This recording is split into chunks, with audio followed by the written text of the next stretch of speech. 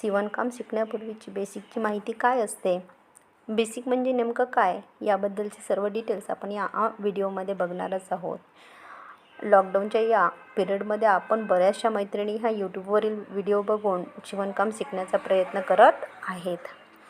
परंतु त्यांना ती स्पेसिफिक भाषा माहीत नसल्यामुळे नेमकं त्या शिवणकामामधील बऱ्याचशा गोष्टी त्यांना किंवा ते बरेचसे व्हिडिओ त्यांना समजून घेण्यासाठी अवघड जात आहेत.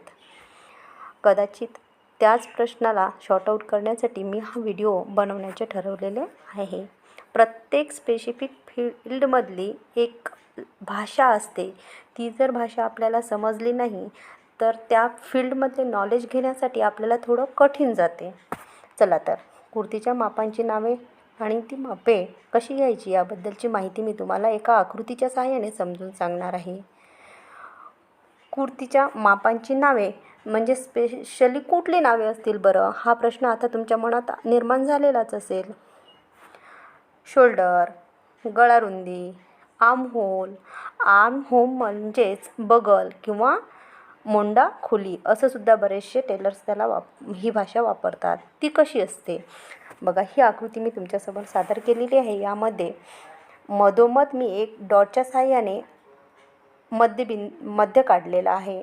प्रत्येक कपड्याला आपण अर्धे करूनच कापत असतो, ते ब्लाऊज असो की कुर्तीज. यामध्ये मी गळारुंदी ही अर्ध्यात दाखवलेली आहे.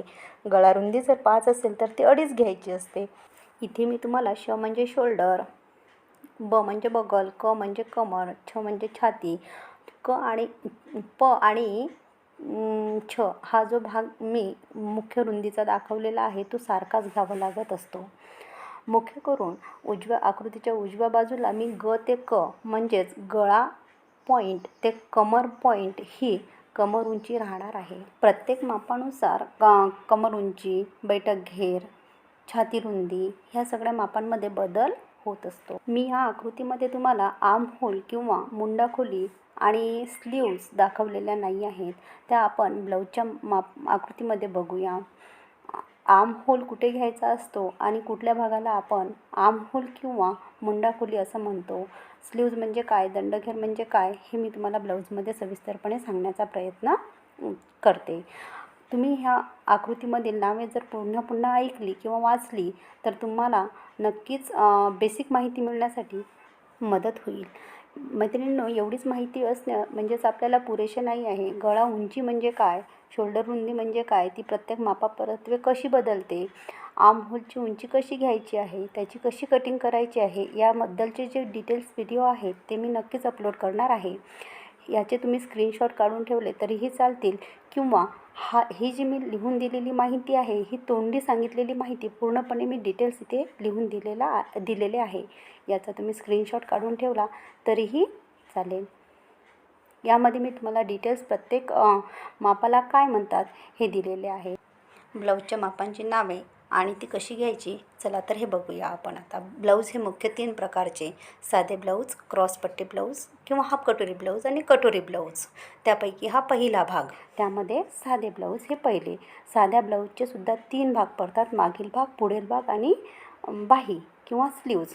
हा आपल्यासमोर मी सादर केलेला आहे तो पुढील भाग. पुढील भागामध्ये सुद्धा 2 भाग पडतात. यामध्ये डार्ट पॉईंट कशाला म्हणतात, गळारुंदी किती असते, कुठे असते, शोल्डर पट्टी कुठे असते, मुंडा खोली म्हणजे काय, आर्महोल म्हणजेच मुंडा खोली, दंडघेरसुद्धा मी इथे दाखवलेला आहे.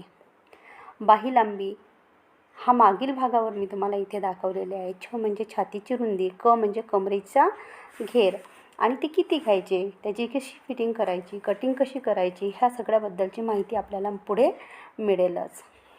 इथे मी तुम्हाला मागील आणि पुढील भाग तर दाखवलेलाच आहे, पण त्या पॉईंटला काय म्हणतात याच्याबद्दलची लेखी माहितीसुद्धा मी खाली दिलेली आहे. हा साध्या ब्लाऊजचा पुढील भाग आहे. साधा ब्लाऊज म्हणजे तो सिंगल टक्ससुद्धा येऊ शकतो आणि 4 टक्सचा सुद्धा येऊ शकतो. इथे मी तुम्हाला 4 टक्सचाच म्हणजे 4 डाटचा ब्लाऊज सांगितलेला आहे. हा मागील भाग. इथे मागील भागावर आपल्याला लांबी रुंदी घेऊन गळा खोली आणि आर्महोल टाकले की साध्या पद्धतीने कटिंग करायची असते. हा हाफ कटोरीचा सेकंड प्रकार म्हणजेच हाफ कटोरी ब्लाऊज किंवा याला योगपट्टी ब्लाऊजसुद्धा असे म्हणतात. यावर 4 टक्स तर असतातच, पण खालून जो गोलाकार दाखवलेला पट्टी आहे ती म्हणजेच योगपट्टी आपण इथे म्हणतो. बाजूला मी बाहीचेच माप दाखवलेले आहे आणि आकृतीसुद्धा माप नाही आकृती दाखवलेली आहे. त्याची कटिंग आणि फिटिंग मी तुम्हाला सेपरेट व्हिडिओमध्ये सांगेन. तिसरा प्रकार म्हणजे कटोरी ब्लाऊज, फुल कटोरी ब्लाऊज. हा हाफ कटोरी ब्लाऊजचा एक प्रकार आहे. याच्यामध्ये आणखी एक भाग वाढला म्हणजेच तो फुल कटोरी ब्लाऊज होतो.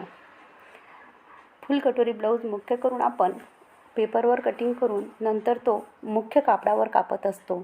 आपल्याला डायरेक्टली मुख्य कापडावर सुद्धा फुल कटोरी ब्लाऊजची कटिंग करता येते, परंतु थोडा कपडा जास्त लागत असल्यामुळे बरेच जण ती अगोदर पेपरवर करून नंतर कटिंग मुख्य कापडावर करत असतात. हे बघा मैत्रिणींनो, मी इथे सगळ्या प्रकारचे मापे लिहून दिलेली आहेत. कुठल्या मापाला काय म्हणतात हे तुम्ही काळजीपूर्वक एकदा स्क्रीनशॉट घेऊन वाचून घ्या. यामध्ये मी तुम्हाला फुल कटोरी आणि हाफ कटोरी दोन्हीही ब्लाऊज दाखवलेले आहेत. डाव्या बाजूला हाफ कटोरी आणि उजव्या बाजूला फुल कटोरी ब्लाऊज दाखवलेले आहे. उजव्या बाजूला तो गोलाकार आपण दिलेला आहे तो मुख्य कटोरीचा भाग आहे.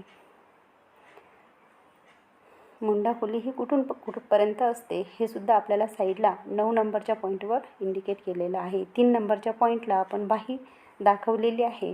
आणि दंडघेर कुठे असतो तर दंडघेर बाहीच्या शेवटी म्हणजेच खालच्या भागाला आपण दंडघेर म्हणतो. हाफ कटोरी ब्लाऊजमध्ये मुख्य डाट किती इंचाचा घ्यायचा, कुठे असतो, तो कुठून कुठपर्यंत घ्यायचा, हे सर्व डिटेल्स आपल्याला या आकृतीमध्ये दिसतेच. हा पुढील भाग दाखवलेला आहे. हे बघा, मी पेपरवर कटिंग करून ते मुख्य कपड्यावर कटोरी ब्लाऊजचे काप कसे ॲडजस्ट करून ठेवायचे असतात हे इथे तुम्हाला सांगितलेले आहेत. कपड्याची दुप्पट घडी करून ते आपल्याला ठेवायचे असते. मी दिलेली माहिती मैत्रिणींनो जर तुम्हाला आवडली असेल तर नक्कीच चॅनलला सबस्क्राईब करा आणि लाईक बटन क्लिक करा. माझे येणारे व्हिडिओ मी इथे स्क्रीनवर दाखवतेच आहे. बिगनर्सला स्पेशली ब्लाऊजला किती कपडा पाहिजे असते, किती रुंदीला, कोणत्या ब्लाऊजला किती कापड लागेल याबद्दलचा सुद्धा एक मी सविस्तर व्हिडिओ इथे अपलोड करणारच आहे. ब्लाऊज शिवण्याच्या अगोदर आपल्याला ब्लाऊजचे कापड मोजून घ्यायचे असते. ते किती घ्यायचे हे मी तुम्हाला नक्कीच सांगेन. चला तर भेटूया आपण नेक्स्ट व्हिडिओमध्ये.